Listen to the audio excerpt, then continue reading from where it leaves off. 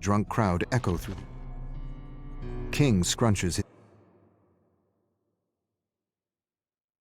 his broken fist. Cheers and hollers from a drunk crowd echo through the alleyway.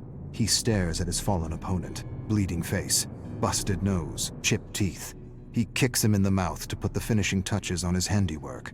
He never lost a fight. Not now. Not ever. Always bet on King. He glances over the crowd, spots Donnie, an old friend with a gambling problem. Not much of a problem if he continues to bet on me. King looks at his watch. He's late for a family meeting. King's father gives his mother hell for talking back for something he didn't quite understand. It's always the same crap. King grinds his teeth. Blood and warmth rush up his face. Every scrap, every single one he won because he saw his father's face on his opponent. He wants to lash out, to say something, anything. But to say something is to be cut off. But this time he's not thinking straight, or maybe he is. His father raises a hand to strike his mother. It happens faster than the thought to perceive it. One moment he snatches his father's arm, the next he's beating him black and blue for years of accumulated shit.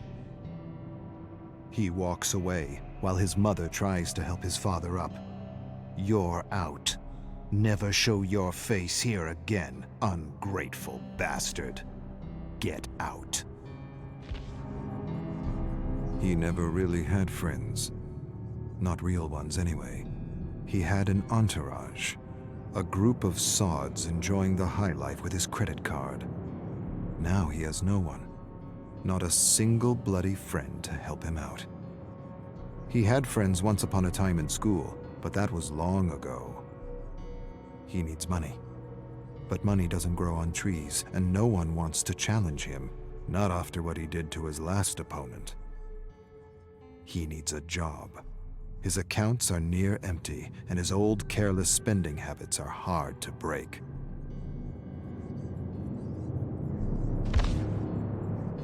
He meets with Tommy. Tommy has no room for him in his apartment. Wishes he did, but he doesn't.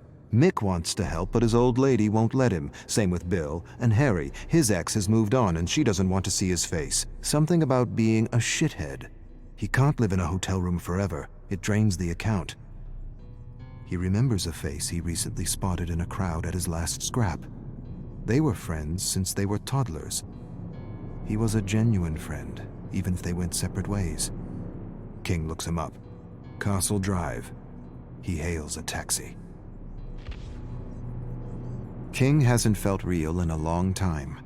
He sits in Donnie's apartment drinking old ale, realizing how much he misses genuine heart-to-hearts. Donnie was his friend before he realized he came from money. The rich aren't really rich. He's not sure why he thinks this or what it means. It's just a random thought. The ale talking, as it were.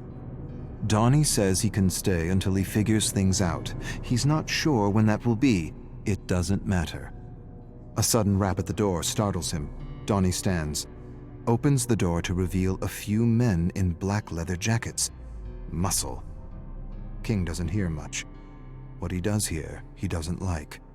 Donnie owes money and can expect a bundle of lead in the face if he doesn't pay. He laughs when he returns to the kitchen table. It's your fault, King. I don't know who to bet on anymore. King lost his last 3 jobs and is going back to what he does best. A challenger steps into the circle in the dimly lit alley, double his size, massive. King doesn't care. A head's a head. He'll go down like the others. Crowd calls him the Ghetto Masher. The Ghetto Masher glares at him. The ref spits out rules he's heard 1,000 times. King stares at him and sees not his father, but his opponent. A bell sounds. With a bestial snarl, the Ghetto Masher lunges. King evades a wild blow that would have ripped his head off. He feels strange, unresponsive, confused. Donnie screams at him. He glances at him as he receives a massive fist to the skull. Black swirls across his eyes. He doesn't remember the thud against his skull. He doesn't remember his legs buckling. He doesn't even remember collapsing in a pile of festering garbage. He only remembers waking up on the couch in Donnie's apartment. He's lost his edge. His anger. His rage. His hate. Was that all he was? Donnie's asking if he's okay, and he's not sure. Am I okay? Will I be better? I don't know. Was it just a fluke? A lucky shot? Happens to the best. I feel wrecked. I am wrecked. Donnie bet the last of his cash on him. King's getting the hang of working behind a bar. Donnie sips a beer and tells him he needs to find another reason to fight. King tells Donnie he needs to get home before the beer he's drinking turns to piss, before he gets in trouble. Too late. King spots two men. They approach Donnie, grab him, usher him into the basement. Not a good sign. King rushes to help, but his manager yells at him to stay behind the bar. Screw it. He leaps over the bar and rushes to the basement where he finds Donnie being beaten by Ghetto Masher and Uncle Brass watching in his chair. King doesn't hesitate. He tackles him. They exchange deadly blows. Ghetto Masher can hardly keep up. Uncle Brass sends others after King. Doesn't matter. King's a whirlwind of destruction. He cracks Ghetto's knees and thrusts his thumbs into his eye sockets. An eyeball pops out, still attached to a series of nerves. Cries of terror. Ghetto Masher cups his eyeball, screaming for medical help, staggers and slams against the wall as more ruffians attack. Stop! Uncle Brass stands and approaches. It's well within my power to rip your fucking head off for what you did to my boys. King staggers to his feet. Not a bloody joke, am I?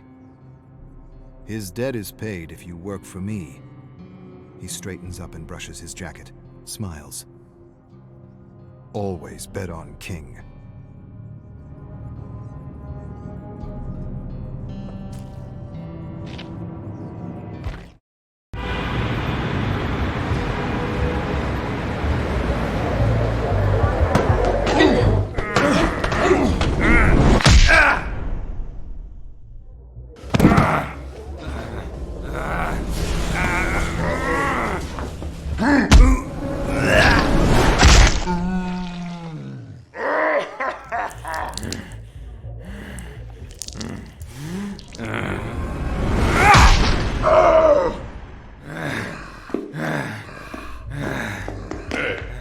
Whoa.